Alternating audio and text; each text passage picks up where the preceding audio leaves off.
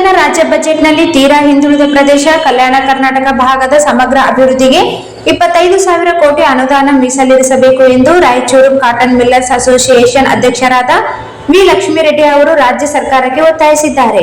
ಅವರಿಂದು ನಗರದ ಸುದ್ದಿಗಾರರೊಂದಿಗೆ ಮಾತನಾಡುತ್ತಾ, ಈ ಭಾಗದ ಬಹುತೇಕ ಜನರು ರಾಜ್ಯ ಸೇರಿ ನೆರೆ ರಾಜ್ಯಗಳಿಗೆ ವಲಸೆ ಹೋಗುತ್ತಿದ್ದಾರೆ.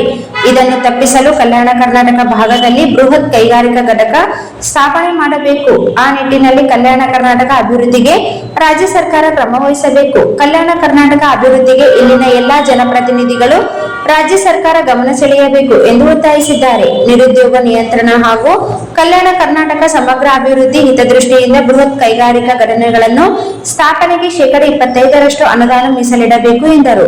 ಮಹತ್ವಾಕಾಂಕ್ಷೆ ಜಿಲ್ಲೆ ರಾಯಚೂರು ಮತ್ತು ಯಾದಗಿರಿ ಜಿಲ್ಲೆಗಳಿಗೆ ಹೆಚ್ಚಿನ ಪ್ರಾತಿನಿಧ್ಯವನ್ನು ನೀಡಬೇಕು. ಈ ಎರಡು ಜಿಲ್ಲೆಗಳಲ್ಲಿ ಹೆಚ್ಚಿನ ಪ್ರಮಾಣದಲ್ಲಿ ಹತ್ತಿ ಉತ್ಪನ್ನ ಬೆಳೆಯುತ್ತಿರುವ ಹಿನ್ನೆಲೆ ಇಲ್ಲಿ ಮೆಗಾ ಟೆಕ್ಸ್ಟೈಲ್ ಪಾರ್ಕ್ ಸ್ಥಾಪನೆ ಮಾಡಬೇಕು ಎಂದು ಕೇಂದ್ರ ಸರ್ಕಾರಕ್ಕೆ ಒತ್ತಾಯಿಸಿದ್ದಾರೆ.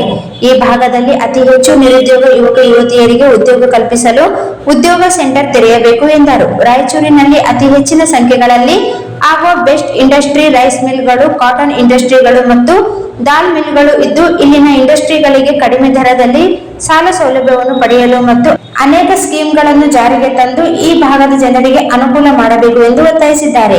ಜಿಲ್ಲೆಯಲ್ಲಿ ಕೃಷ್ಣಾ ಮತ್ತು ತುಂಗಭದ್ರಾ ಎರಡು ನದಿಗಳಿದ್ದರೂ ಸಹ ಶುದ್ಧ ಕುಡಿಯುವ ನೀರಿಗೆ ತೀವ್ರ ತೊಂದರೆಯಾಗುತ್ತಿದೆ. 3ನೇ ಲೈನ್ ಮೂಲಕ ನಗರದ ಜನರಿಗೆ ಶುದ್ಧ ಕುಡಿಯುವ ನೀರಿನ ಪೂರೈಕೆಗೆ ಬಜೆಟ್ನಲ್ಲಿ ಕನಿಷ್ಠ 200 ಕೋಟಿ ರೂಪಾಯಿ ಅನುದಾನವನ್ನು ಬಿಡುಗಡೆ ಮಾಡಬೇಕು ಎಂದು ಒತ್ತಾಯಿಸಿದ್ದಾರೆ. ಹಿಂದುಳಿದ ಪ್ರದೇಶದಲ್ಲಿ ಸಿರಿಧಾನ್ಯಗಳನ್ನು ಬೆಳೆಯಲು ಪ್ರತಿ ತಾಲೂಕಿನಲ್ಲಿರುವ ಹಿಂದುಳಿದ ವರ್ಗದ ಪ್ರತಿಯೊಂದು ಮನೆಯ ರೈತರಿಗೆ ಸರ್ಕಾರದ ವತಿಯಿಂದ 3 ಎಕರೆ ಭೂಮಿಯನ್ನು ಹಂಚಿಕೆ ಮಾಡಿ ಸಿರಿಧಾನ್ಯಗಳನ್ನು ಬೆಳೆಸಲು ಸಹಾಯಧನ ನೀಡಬೇಕು ಎಂದರು. ಈ ಸಂದರ್ಭದಲ್ಲಿ ನಾಗರೆಡ್ಡಿ ಸೇರಿದಂತೆ ಉಪಸ್ಥಿತರಿದ್ದರು.